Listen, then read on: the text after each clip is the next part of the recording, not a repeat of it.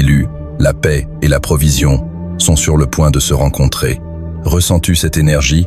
Ce moment ne t'a pas trouvé par hasard. Il a été planifié dans les cieux, bien avant que tu ne cliques sur « Lecture ».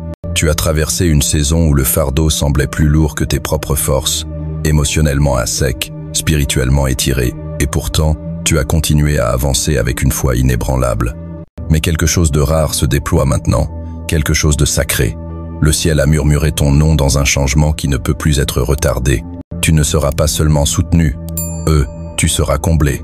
T'es-tu déjà demandé pourquoi le silence de Dieu semblait si pesant alors que tu portais tant? Parfois, ce silence signifie que la bénédiction est trop grande pour arriver par morceaux. Maintenant, tout arrive en même temps. Ce n'est pas juste un nouveau chapitre, c'est une intersection divine, une convergence de bénédictions qui ne se croisent pas habituellement, une paix qui apaise la tempête intérieure et une provision qui remplit chaque vide, pas l'une après l'autre, mais les deux en même temps. Imagine ton âme reprenant enfin son souffle tandis que tes mains débordent de ce pourquoi tu as prié dans les larmes. Ce moment est là, et il t'appelle par ton nom. Et si tout ce temps tu n'étais pas puni, mais positionné, pour une expérience réservée aux véritables élus, cette bénédiction n'est pas seulement une percée, c'est un équilibre divin, un lieu où ton passé ne te poursuit plus et où ton avenir s'écoule avec une aisance surnaturelle. Tu as marché dans la foi sans voir les fruits, mais maintenant, ces fruits arrivent rapidement, soudainement, comme une pluie qui fait fleurir un sol desséché du jour au lendemain. Oui, tu as été fatigué, tu as douté de ton timing, tu as demandé à Dieu, pourquoi les autres reçoivent-ils si facilement alors que je porte un fardeau si lourd? Peut-être que ce qui t'attend nécessitait une fondation forgée dans le feu. Si ton esprit s'éveille en ce moment, écris 777 dans les commentaires. Ce nombre n'est pas anodin, c'est un accord prophétique, un code céleste qui dit « Je suis aligné, je suis prêt, En l'écrivant, tu ne fais pas que répondre, tu déclares, et cette déclaration libère un élan dans le royaume spirituel. À ceux qui soutiennent ce ministère par des dons, je prononce cette bénédiction, que vos graines reviennent en moissons multipliées. Vous ne donnez pas seulement, vous construisez un puits prophétique dont d'autres s'abreuvent. Le ciel le voit, merci profondément. Et si ce message que tu lis maintenant était le moment où tout change? Pas seulement une confirmation, mais une activation. Élu, tu es au seuil d'un lieu où la voix de Dieu répond au silence par la paix et la provision. Tous ne resteront pas assez longtemps pour entendre l'entièreté de ce déploiement. Seuls ceux qui ont été marqués, qui ont enduré, qui savent ce que signifie attendre sans applaudissements et marcher sans être vus. Es-tu prêt, pour une paix qui dépasse l'entendement et une provision qui surpasse les attentes? Arrivant ensemble, reste avec moi, car dans ces 7 chapitres prophétiques, tu recevras plus qu'une révélation, une libération, une restauration, une clarté. Commençons. Élu, n'as-tu pas assez connu la guerre? Pas seulement celle des armes visibles, mais celle qui ronge ton âme. Des nuits sombres, des matins anxieux, des pressions invisibles qui usent ta volonté. Tu as lutté non seulement contre des situations, mais contre des cycles démoniaques, des tempêtes que tu n'as jamais pu fuir. Combien de fois as-tu été la guerrier, en souhaitant secrètement être protégé? Chaque victoire semblait laisser une cicatrice. Chaque sourire te coûtait un morceau de ta force. Aucune bénédiction n'est arrivée sans combat. Tu n'as pas hérité de la facilité, mais de l'endurance. Pendant que d'autres franchissaient des portes ouvertes, tu étais à genoux devant des portes fermées, priant à travers les fissures. Pendant que d'autres étaient consolés, tu étais choisi homme pour consoler, portant un chagrin silencieux. Mais tu as lutté, comme Jacob avec l'ange à Peniel. Genèse 32, 23, refusant de lâcher prise, jusqu'à la bénédiction. Pourquoi as-tu pardonné sans excuse? Pourquoi as-tu donné alors que personne ne te donnait? Pourquoi es-tu relevé, quand tout en toi criait de rester à terre? Parce que tu portes quelque chose d'ancien, d'éternel.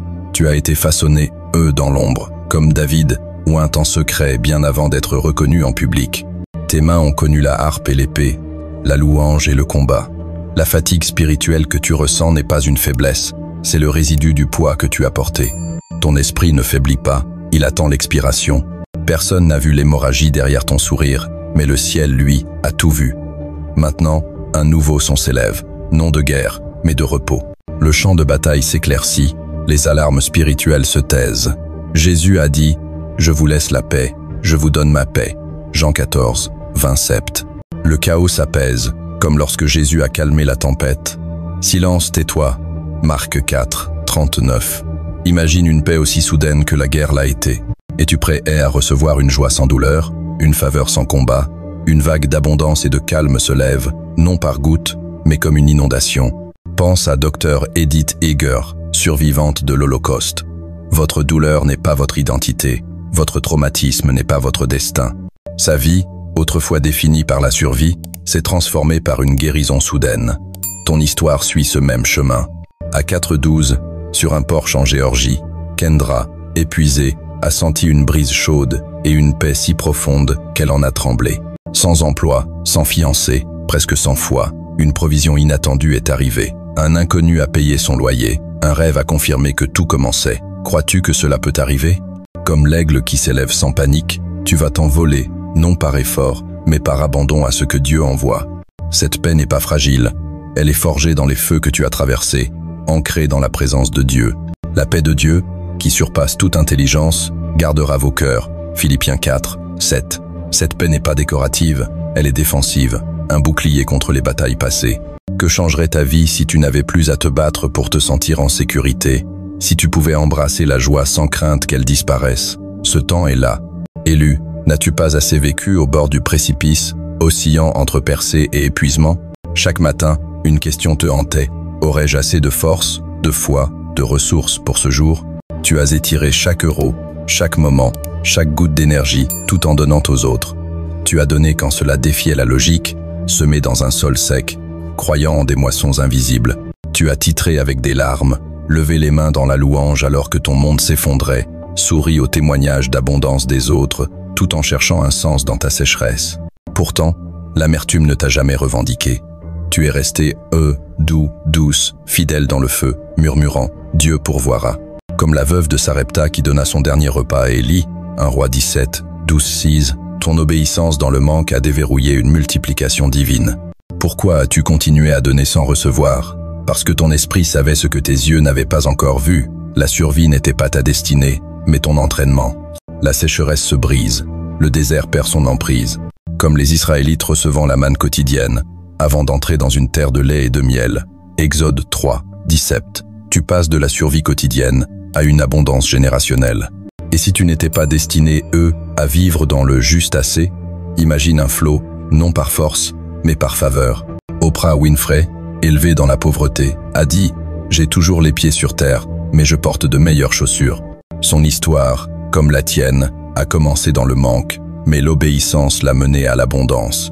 À Mexico, Matteo, concierge, priait en nettoyant les sols, donnait ses dernières pièces aux élèves affamés.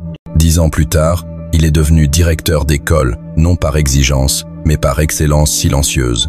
N'est-ce pas ce que tu fais, porter la gloire dans l'ombre? Tu as maîtrisé la paix dans le manque, la générosité dans la rareté. Cette obéissance émeut le cœur de Dieu.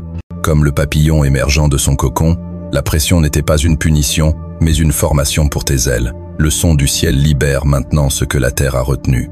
Les délais n'étaient pas un rejet, mais une recalibration. Dieu se soucie plus de ta fondation que de ta ligne d'arrivée. La paix n'est pas seulement l'absence de conflit, c'est une structure spirituelle. La provision n'est pas juste de l'argent, c'est une capacité dans ton esprit. Ce qui arrive ne te videra pas, il t'équilibrera. Tu ne seras plus béni, et brisé, en même temps. Élu, le fardeau de la provision a battu comme un tambour de guerre dans ta poitrine. Tu as porté le poids d'être la pourvoyeur, non seulement dans tes mains, mais dans ton âme. Tu as planifié dans l'épuisement, te levant avant l'aube, courant après le temps comme s'il s'échappait. Tu as porté les responsabilités des autres comme des briques invisibles.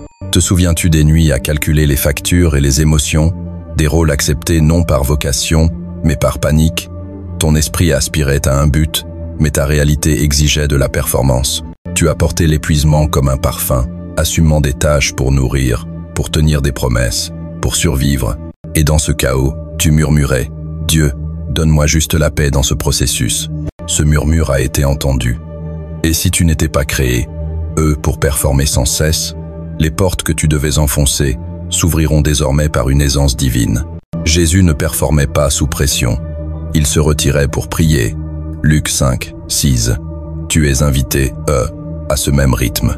Dieu te libère de l'épuisement, brisant l'idée que la provision doit coûter ta paix. La bénédiction de l'Éternel enrichit, et il n'y ajoute aucun chagrin. Proverbe 10, 22.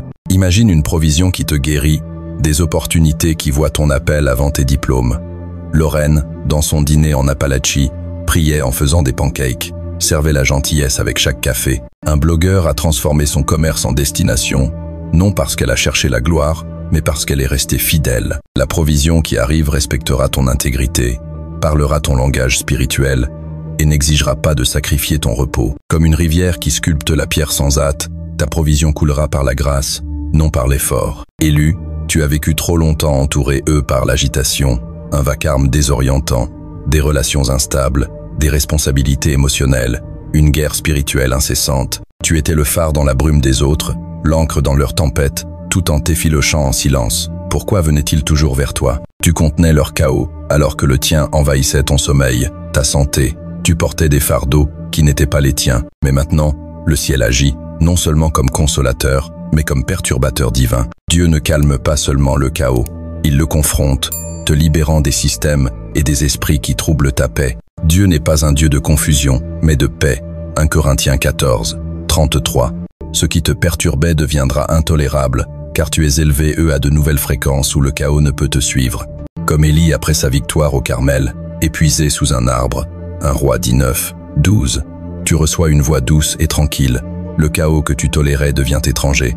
Les liens toxiques se brisent, les voix manipulatrices se taisent. À Chicago, Janelle, mère célibataire, a créé un rituel de paix matinale avec une bougie et de la musique douce. Ce sanctuaire a transformé son foyer. Tu n'es plus appelé, à gérer le chaos, mais à en être délivré, les séparations soudaines, les portes fermées. Ce n'est pas une punition, c'est une préparation. Dieu défriche le terrain pour ce qui vient, car l'abondance ne peut prospérer dans le désordre. Comme Néhémie inspectant les ruines en silence avant de reconstruire, Néhémie 2, 13. Dieu nettoie ton paysage spirituel. Tu deviens un refuge, non parce que tu es parfaiteux, mais parce que Dieu t'a reconstruit. Élu, n'es-tu pas lassé de te battre pour chaque pas? Tes victoires sont venues dans des prières trempées de sueur, des nuits sans sommeil. Chaque porte ouverte semblait cacher une résistance. Tu as loué alors que tes forces s'épuisaient, encouragé les autres avec une coupe vide. Tu as porté l'honneur dans l'épuisement, la révérence dans le manque. Le ciel a vu ce poids silencieux. Maintenant, la prochaine bénédiction ne viendra pas par l'effort, mais par la quiétude. Elle ne demandera pas ton épuisement, mais invitera ton repos. Venez à moi, vous tous qui êtes fatigués, et je vous donnerai du repos. Matthieu 11, 28. Ce repos est tangible, taillé pour ton âme. Comme Marie assise aux pieds de Jésus, Luc 10, 38-42, tu es invité, à recevoir, non à performer. À Portugal, Luce, couturière, a arrêté de coudre une semaine sur l'inspiration divine. Dans ce repos, des idées ont afflué, ses créations se sont vendues à travers l'Europe. Le repos n'a pas retardé sa bénédiction, il l'a livrée. Ta prochaine bénédiction n'est pas une tempête, mais une vague de bonté. Tu ne seras plus vidé mais rempli Dieu restaure l'équilibre d'Éden, où la provision et la paix marchaient main dans la main. Tu ne choisiras plus entre santé mentale et succès. Cette provision ne te brisera pas. Elle te libérera, te rappelant que Dieu orchestrait tout dans l'ombre pendant que tu tenais bon. Élu, aucune de tes douleurs n'a été vaine. Chaque tempête, chaque trahison, chaque larme silencieuse a été utilisée par Dieu pour te façonner. Tu n'as pas seulement survécu, tu as été construit pour être ignifuge, un guérisseur, un antidote au chaos. Ton esprit perçoit maintenant la turbulence avant qu'elle n'éclate. Ta présence apaise les atmosphères insupportables. Pourquoi es-tu si sensible à la douleur des autres? Parce que tu as connu l'insécurité dans ta propre histoire. Maintenant, tu deviens un sanctuaire vivant. Dieu nous console dans toutes nos détresses, afin que nous puissions consoler ceux qui sont dans la détresse. 2 Corinthiens 1, 4. Ta compassion n'est pas fabriquée, elle est prophétique. Les gens ressentiront ta lumière avant même que tu ne parles. Comme Pierre, dont l'ombre guérissait, Actes 5, 15. Ta consécration porte une puissance discrète. À Florence, Raphaël, ayant perdu sa famille, apaise les âmes par sa seule présence. Tu deviens cela, un refuge, non par perfection, mais par authenticité. Dans une culture obsédée par le bruit, ta paix sera sacrée. Tu ne seras pas défini par tes blessures, mais par tes fruits. Matthieu 7, 6. Les gens partiront de ta présence plus légers, plus entiers, sans toujours comprendre pourquoi. Tu n'es plus juste guéri, tu es guérissante. Tu deviens une ville de refuge. Nombre 35, 11. un lieu sûr où d'autres peuvent se reconstruire. Élu, fais une pause, respire lentement. Ce qui se déploie n'est pas un hasard, c'est le ciel qui répond. Dieu n'a pas seulement entendu tes prières désespérées, mais aussi celles que tu as oubliées, murmurées dans la reddition. Chaque cri silencieux, chaque larme, chaque « aide-moi » a été gravé dans ses plans. J'ai vu tes larmes, j'ai entendu ta prière. 2 Rois 20, 5. Les graines de ton obéissance, semées dans l'obscurité, germent maintenant. Ce n'est pas un spectacle, mais une promesse discrète qui s'épanouit. À Bogota, Lina, enseignante, a vu ses prières oubliées honorées par un fonds de bourse créé en son nom. Tes sacrifices silencieux ouvrent des portes. Tu ne luttes plus, tu prospères. La confusion s'efface, la clarté t'enveloppe. Ce n'est pas juste une bénédiction, c'est une restauration complète. Tout don parfait vient d'en haut. Jacquin, 10 Sept. Tu ne porteras plus les regrets du passé, tu habiteras la provision divine comme la rosée du matin, fidèle, douce, suffisante. Ce n'est pas une récompense, c'est la confirmation que rien n'a été gaspillé. Tes larmes étaient des investissements, ton silence de la fidélité. Prépare-toi, car tu ne verras pas seulement la bonté de Dieu, tu en seras la preuve vivante. Élu, tu passes de la sécheresse à l'abondance, de la guerre au repos, des questions à la clarté. Ce n'est pas un hasard, c'est le ciel qui se souvient. Tu n'es plus juste quelqu'un qui a besoin d'un miracle, tu es la preuve que Dieu en accomplit encore. Si ce message a touché ton âme, aime, commente ce qui t'a marqué, partage avec quelqu'un qui a besoin d'espoir, inscris-toi pour ne rien manquer. À ceux qui soutiennent, merci. Votre générosité revient en faveur divine. Je déclare que la paix habitera ton cœur, la provision remplira tes mains, et la clarté guidera tes pas. Amen.